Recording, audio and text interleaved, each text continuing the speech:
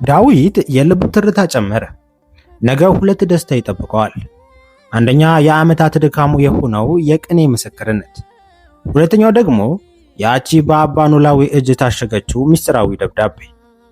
የመናኛ አፍቃሪ ክፍል 9 በመልካሙ ስሜነ። በአቡነ አሮን ገዳም ሰማዩ በደመና ተጋርዷል። በገዳሙ ቅጽር ግቢ ውስጥ ግን ከዚህ የከፋ የሐዘን ድባብ ሰፍሯል። ዕለቱ 21 ቀን እመቤታችን ቅድስት ድንግል ማርያም የምትከብርበት ወርሃዊ በዓል ቢሆንም የገዳሙ መነኮሳት ግን ፊታቸው በጭንቀትና በሐዘን ተሞልቷል። 20 ለ21 አጥቢያ አባ ኖላዊ በበዓታቸው ተኝተው ሳለ አንድ አስደናቂ የሚያስፈራ ህልም ተመለከቱ። በህልማቸው የሰማይ መላእክት ክንፋቸውን ዘርግተው ከሰማይ ወደ ምድር ከምድር ወደ ሰማይ በታላቅ ዝማሬና በእልልታ ሲወጡና ሲወርዱ አዩ። ህልሙ እጅግ ግርማ ሞገስ ያለውና መንፈስን የሚመስጥ ነበር። አባ ኖላዊ ብንን ብለው ሲነሱ ሰውነታቸው በላብ ተጠምቋል። 3 ጊዜ አማትበው ሰላም ለኪን ደገሙና በሌሊት ለኪዳን ጸሎት ወደ ገዳሙ አመሩ። በልባቸው ግን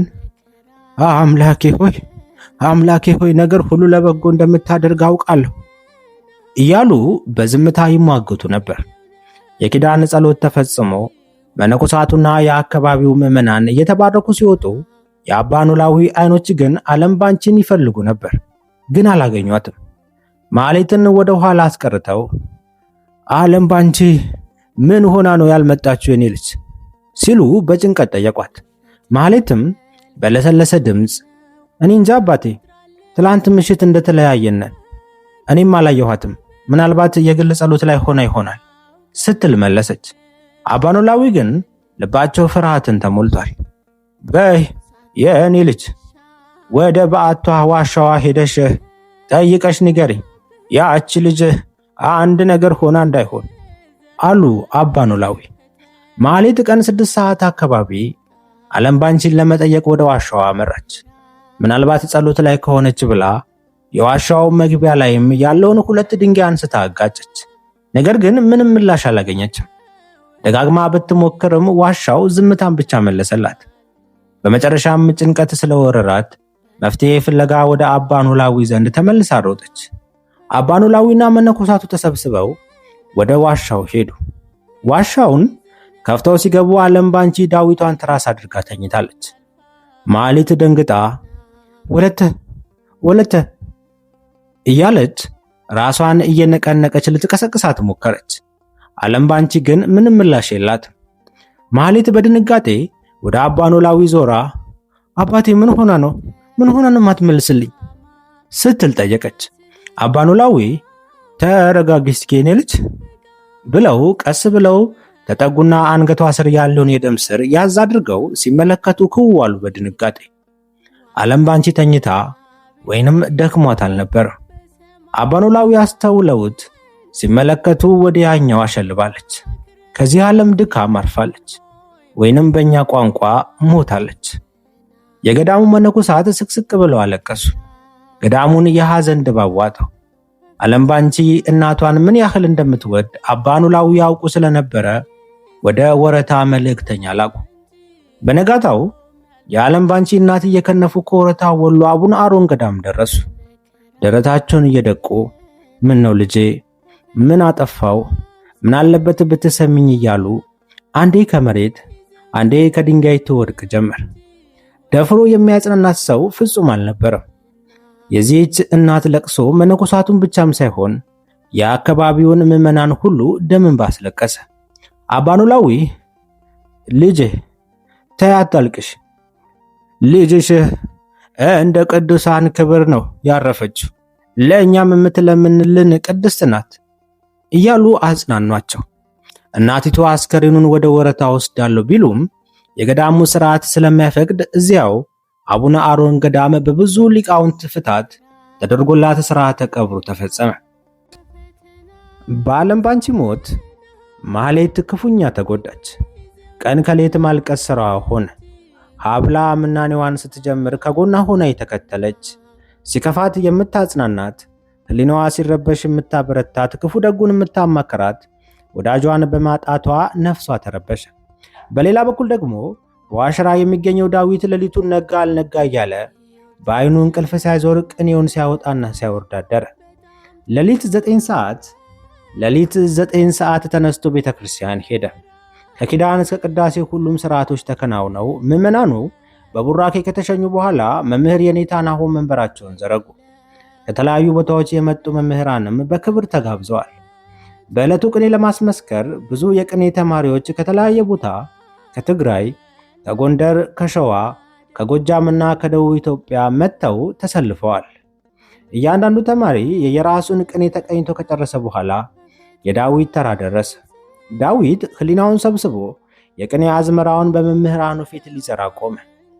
ዓይኑን ወደ ሰማይ አንጋጦ እህም ሲል ግርማ ሞገስ እያስፈራ ነበር። ሐናጺ ማስያስ ቤተ ሳመነስ ሐዲሰ ሐነጸ ገቢሮ በሰላሰ። የኔታ ናሆም በመገረም መልሰው እስኪ አሉት። ሐናጺ ማስያስ ቤተ ሳመነስ ሐዲሰ ሐነጸ ገቢሮ በሰላሰ ብሎ ዳዊትን በድጋሚ አንጎደጎደው።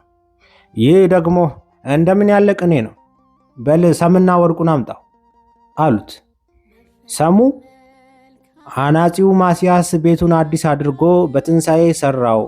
እርሱም በሶስት ማዕዘን ወይም በሶስት ክፍል አድርጎ ገቢራዊ አደረገው ሰራው፣ ወይም 3 ዘንግ አድርጎ አበጀው ማለት ነው አለና ወደ ረቀቀው ምስጢር ገባ። ወርቁ የዚህ ቅኔ ዋናው ምስጢር በነገረ መለኮትና በስላሴ ምስጢር ላይ ያተኩራል።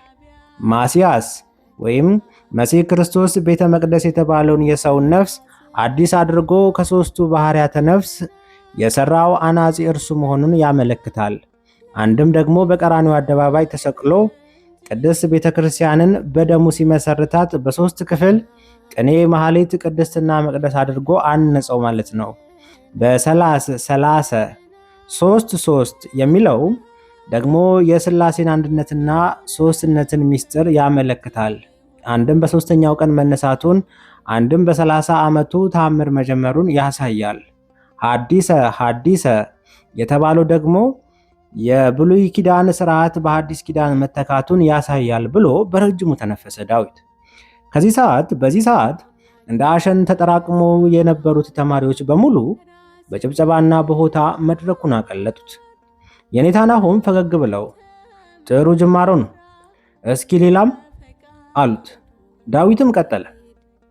ድንግለ ደናግል ትመስል ባህቲተ ማስያስ ጾታ ውስተ ደብር እስመ ለተሪዮ ታበዝ ጸሎታ ውስተ ደብረ ምጥማቅ ድንግል ዘሙሴ እንዘ ትቀውም ባህቲታ። ይህችዋን ቅኔ ዳዊት ሲቀኛት የኔታ ናሆም ፈገግ ብለው አደነቁት። በል እስኪ ተርጉመው አሉት። ይህችን ቅኔ አድማጮች በኮመንት ይተረጉማት ዘንድ አልፌያታለሁ። ዳዊት ሙሉ ትርጉሙን ከተናገረ በኋላ የኔታ ናሆም ይህ ሊቅ የሆነ ልጅ ነገ እኔን ተክቶ የማስተማር ብቃት አለው ብለው በልባቸው አሰቡ። ነገር ግን የምስክር ወረቀቱን ከመስጠታቸው በፊት ለብቻው ሊያነጋግሩት ወሰኑ። ዳዊት ግን የቅኔ ምስክርነቱ እንዳለቀ ያችን የአባ ኖላዊን ደብዳቤ ለመክፈት ቸኩሏል።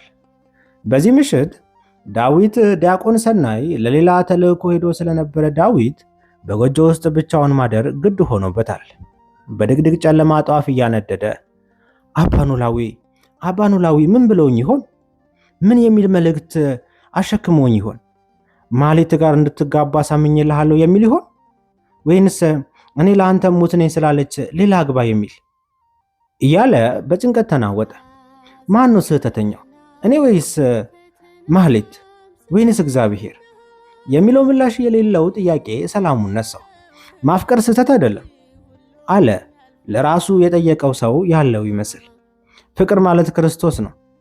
ክርስቶስ ሰውን ወዶና አፍቅሮ ከመጣ እኔ ሰውን ባፈቅር ምኑ ላይ ነው ስህተቱ? ፍቅር ነው የሰማይ ዙፋኑን አስቶ ወደ ምድር የሳበው። ፍቅር ነው በቀራንዮ አደባባይ ያሰቀለው። ፍቅር ነው ሰማይና ምድር የሚያገዙትን አምላክ ወደ መቃብር ያወረደው። ታዲያ ማፍቀር ስህተቱ ምን ላይ ነው እያለ ሳያስበው በሁለት አይኖቹ እንባ ይፈስ ጀመር። በነጋታው ማለዳ ተነስቶ የኔታ ናሆምን ለመገናኘት ተዘጋጅቶ ማልቀረ ከሰዓት ተገናኙ። ዳዊት የኔታ ናሆም አሁን አሁን ወረቀቱን ይሰጡኛል እያለ በተመስጦ አይናቸውን ቢመለከታቸውም አባ ናሆም ግን ሌላ ነገር እያወሩ ተቸገረ። ዳዊት እንደምንም ያለውን ትዕግስት አሟጦ አባቴ እንግዲህ የሚቀረኝ ነገር ምንድን ነው አለ። ገና መቼ ጀመርከው የኔ ልጅ ብለውት እርፍ አሉ። ዳዊት ክው ብሎ ምን አሉኝ አባ አለ። የቤተ ክርስቲያን ትምህርት መቼም አያልቅም የኔ ልጅ ለማለት ነው። ቅኔህን እንኳን ጨርሰሃል። ከዛ በፊት ግን የምጠይቅ ጥያቄ ነበረኝ። ፈቃደኛ ነህ አሉት። አባቴ እርስዎ እኔን ሰው ብሎ ይጠይቁኝ እንጂ ፈቃደኛ የማልሆን እኔ ማን ነኝ አለ ዳዊት። መልካም እንደዛ ከሆነ እንደው ትንሽ እዚህ ብታገለግል ምን ይመስልሃል አሉት። ዳዊት ግራ ተጋባ። እዚህ ጋር ደግሞ ሌላ ትኩሳት አለ በልቡ። ስንት የለፋበት ነገር እየጠበቀው እዚህ መቅረት አረ በጭራሽ አለ በልቡ። ነገሩን ካሰበበት በኋላ አባቴ አሁን ላይ የሚሄድበት ቦታ አለኝ። ደርሼ ጉዳዩን ካሳካው በኋላ ተመልሼ እንድመጣ ይፍቀዱልኝ አለ ዳዊት። አቡነ አሮን ነው የምትሄደው የኔ ልጅ አሉት። እንዴ አባ እንዴት አወቁ አለ ዳዊት ደንግጦ። አባ መለስ አደረጉና ባለፈው ከአቡነ አሮን ገዳም ነው የመጣሁት አላልከኝም አሉት። እንደዛ ነው እንዴ አለና ዳዊት ተረጋጋ። ለማንኛውም ተመልሰ የምትመጣ አይመስለኝም፣ ይሄው ወረቀት ብለው ወረቀቱን ሰጡት። ዳዊት የምስክር ወረቀቱን ሰርተፊኬቱን እንደተቀበለ በቅጡ እንኳን ሳያመሰግናቸው ወደ ጎጆ ሮጠ። ጎጆ ውስጥ ገብቶ ብዙ አሰበ፣ ተጨነቀ። ልክፈት እያለ ከራሱ ጋር ተሟገተ። በመጨረሻም ራሱን እንደምንም አረጋግቶ የአባ ኖላዊን ደብዳቤ ከፈተው።